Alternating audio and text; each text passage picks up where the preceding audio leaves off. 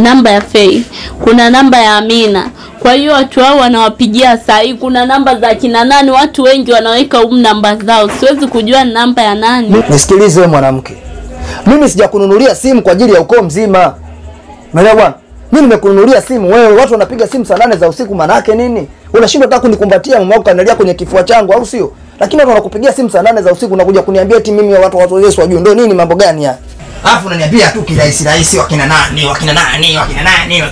Yaani mama ni rahisi tu, yani saa 8 za usiku sasa hivi watu wanapiga sasa hivi. Sasa uache kuongea sana kuwapa majirani faida. Tutaongea asubuhi. Wewe asubuhi nitakupeleka mguu wako twende tuulizie hii namba ya nani. Watakuelekeza mwenye nayo, kama ni Amina kama ni nani atakwambia hii ni namba yake. Sasa hivi saa ngapi sasa? Saa ngapi sasa hivi mtu anakupigia simu, mimi nashindwa hata kukusema mke wangu basi tusogea hata kwenye kifua changu lale. Sasa hivi saa ngapi